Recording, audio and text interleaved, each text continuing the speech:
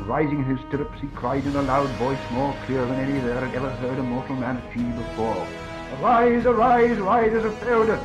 Hell leads awake fire and slaughter. Here shall be shaken, shield is splintered, the sword day, red day, ere the sun rises. Ride now, ride to Gondor!" Amazon has taken the low road, branding every Rings of Power rebel and every Tolkien truth teller as is and phobe of every foul variety. And now there are new attack articles being released, and one by the so-called expert that Vanity Fair used by Mariana Maldonado. So, I have some high road facts that Tolkien left behind for everyone. A sword and a shield in the form of letters to help you to fight and win.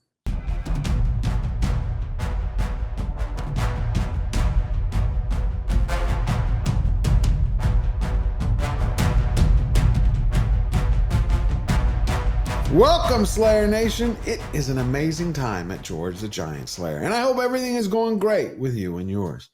You know, every time I open up the Lord of the Rings and step into Middle-earth, it's a world rich in imagination and breathtaking in detail and history. You know, it really makes you wonder, did Tolkien pen the Lord of the Rings from his own personal memories? One can only hope so. But his world is now under attack once more, and giving an encore performance, the University of Glasgow's Director of Equality and Diversity for Fantasy and the Fantastic, PhD candidate Mariana Maldonado. This time she co-authored the hit piece with Senior Lecturer for Fantasy and Children's Literature, Dimitra Fimi. Now they're trying to once again deconstruct Tolkien's Legendarium in order to recreate a modern world that resembles something of what their nightmare looks like. And I also think that Mariana is trying to give a high five over to Amazon and say, hey, you don't have Tom Shippey anymore, but I'm up for the job. I can consult for you because I've created something here that will shield you and help you to fight back your enemies. You know, the people who are actually paying you or want to pay so they can see what would have been a great series. So what I'm going to do is she wrote this article in the University of Glasgow's magazine called The Conversation. I'm going to pull a few quotes from it. And some of those quotes, I'm going to take words from Tolkien's letters so you can see what his responses would have been. This will allow you to defend yourself and to fight with those people when they're trying to tear Tolkien apart and defend this Amazon Ring of Power series. So the name of this article in The Conversation is called The Lord of the Rings, Debunking the Backlash Against Non-White Actors in Amazon's New Adaptation. Quote, but it is the diverse casting, which includes non-white actors playing an elf and a female dwarf, which has caused uproar in certain quarters of Tolkien fandom. Some fans argue that Tolkien never described elves, dwarves, or hobbits as anything but white, and claim that the casting is disrespectful to his books. But this argument is flawed in two ways. First, these are imaginary creatures which are not always clearly described in the original books. That's interesting, because in the last appendix in Lord of the Rings, there just happens to be a description of elves. Here, let me share it with you. They were a race high and beautiful, the older children of the world, and among them the Eldar, whereas kings who now are gone. The people of the great journey, the people of the stars. They were tall, fair of skin, and gray-eyed, though their locks were dark, save in the golden house of Finrod. And their voices had more melodies than any mortal voice that now is heard. There really must be a literacy problem in universities. They can't read. Second, she goes, even if Tolkien had specified that all elves, dwarves, and hobbits were white, it still wouldn't matter. Adaptations are original cultural products that can imitate, question, rewrite, or interpret source material in various ways. Each adaptation is a new text, and each is an opportunity to update outdated and unacceptable tropes and find ways to represent and normalize non-white characters. Wow, what a mouthful.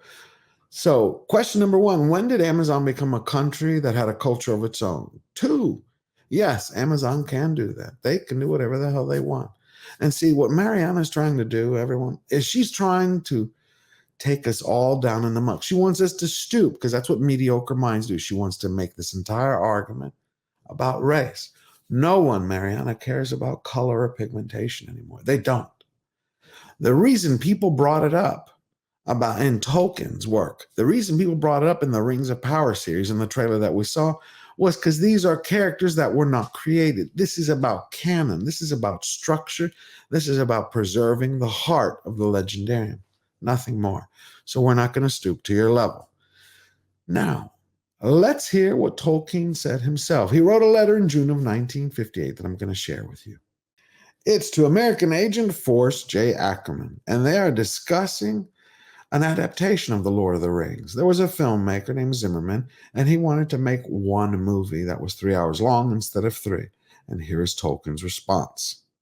The canons of narrative art in any medium cannot be wholly different, and the failure of poor films is often precisely in exaggeration, and in the intrusion of unwarranted matter, owing to not perceiving where the core of the original lies. Z has intruded a fairy castle and a great many eagles, not to mention incantations, blue lights, and some irrelevant magic, such as the floating body of Faramir. He has cut the parts of the story upon which its characteristics and peculiar tone principally depends, showing a preference for fights, and he has made no serious attempt to represent the heart of the tale adequately, the journey of the ring-bearers. The last and most important part of this has, and it is not too strong a word, simply been murdered. That's exactly what Tolkien thinks of film adaptations that butcher his work. And this was him looking over someone's screenplay going, yeah, this is no. Tolkien would have hammered Amazon and ridiculed Jeff Bezos to death. This is ridiculous. She goes on to say, even if somehow we knew what Tolkien would have thought about the new Amazon series, it wouldn't matter. The author sold the rights to The Lord of the Rings during his lifetime and signed away his right to have a substantial influence over any new adaptation. What a wonderful human being you are, Miss Maldonado. See, they want to deconstruct the world. They don't care who they disrespect or who they dishonor. They want to rip down all the heroes that we look up to. They want to tear down all the villains that we relish to defeat. Because to postmodernists, there is no good or evil. There is no right and wrong. There is only what is usable, what works today. If a conversation or a piece of logic works today to help them move their agenda, they're going to use it. Tomorrow, if it doesn't work, they're going to toss it in the trash. It doesn't matter. Hello and welcome back to Voice of Geekdom. I'm your host Dan, and today I've got a very special panel of guests on to discuss the Amazon Prime adaptation of The Lord of the Rings. I'm Mexican, so I'm a person of color.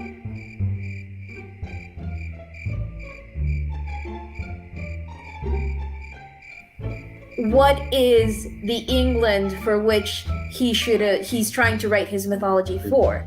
And I'm Mexican, so I'm a person of color. It's a personal perspective as a person of color and a queer individual who studies. In the year 2020, what is the England for which he's trying to write his mythology?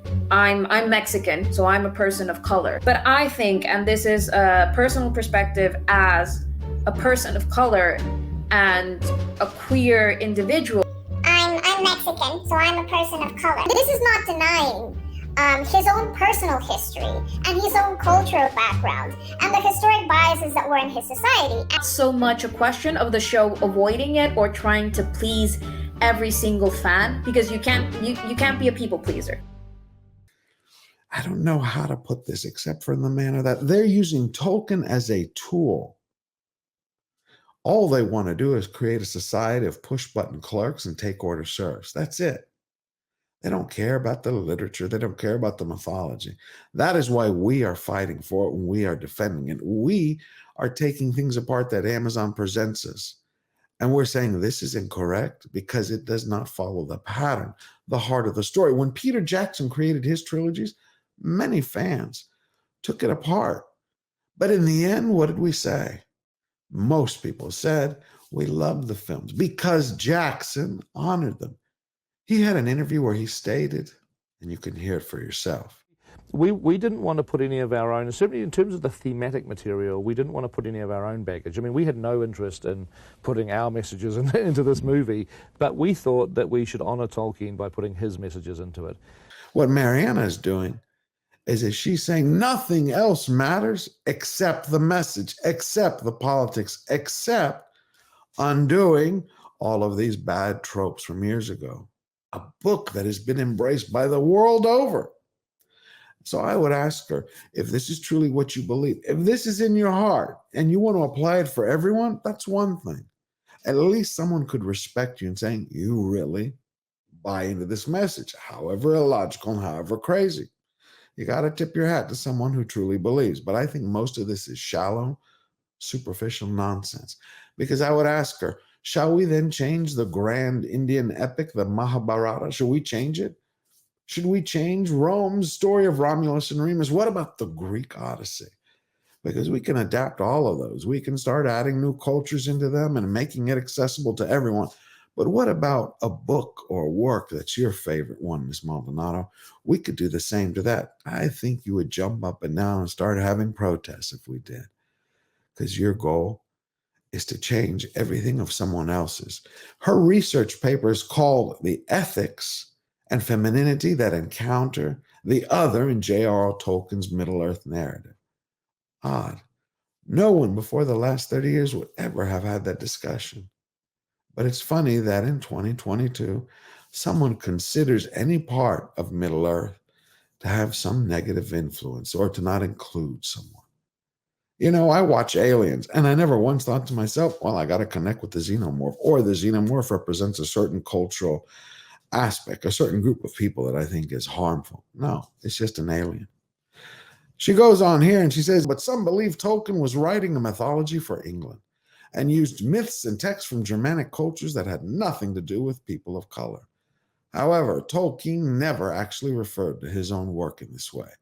This phrase was introduced by his biographer, Humphrey Carpenter, and nothing could be further from the truth.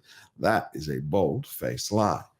And I have a letter that he wrote, known as Letter 131, to Milton Waldman, where he describes specifically why he wrote. I am not learned in the matters of myth and fairy story. However, for in such things as far as known to me, I have always been seeking material, things of a certain tone and air, and not simple knowledge. Also, and here I hope I shall not sound absurd, I was from early days grieved by the poverty of my own beloved country. It had no stories of its own bound up with its tongue and soil, not of the quality that I sought and found as an ingredient in legends of other lands. There was Greek and Celtic and Romance, Germanic, Scandinavian, and Finnish, which greatly affected me, but nothing English, save impoverished chapbook stuff. Of course, there was and is all the Arthurian world, but powerful as it is imperfectly naturalized, associated with the soil of Britain, but not with English, and does not replace what I felt to be missing. For one thing, its fairy is too lavish and fantastical, incoherent and repetitive. That is from J.R.R. Tolkien. He wrote it as a mythology, a gift, a treasure for the English, period. I'm interested to what you have to say, Miss Maldonado, because obviously you're a PhD candidate, so you know you can read. And I want everybody else to realize these are the new attacks that we're going to start to be facing. They're going to come out more and more as each new trailer is presented, as each one of these narrative engineers puts out another article. We're going to have lecturers, we're going to have academics, we're going to have PhD candidates, we're going to have Tolkien experts from crawling out of the woodwork. They're all going to want to be getting into bed with Amazon. So you keep up the work that you're doing. Every time you enlighten someone, you bring them into the fold of reading J.R.R. Tolkien's, it opens up their world. Wherever they go after that, they're forever changed with its beauty. And every time you show what Amazon is doing, what people like Maldonado is doing, the lie and someone's scales fall from their eyes, that's incredible. And that's what I mean by winning. Because people keep asking me in the comments, what do you mean by winning? What are we winning? Every single time someone understands a piece of fact and knows the difference between that and the lie, that is a victory. And every day we go, more people open their eyes. Now, if you're new to the channel, take a moment, it's just a minute, and push the subscribe button down below and invite your family and friends to join the conversation. And remember, Never bow down, never bend the knee. Firmly defiant. Step up, stand tall, and get busy living your best life now. Always forward.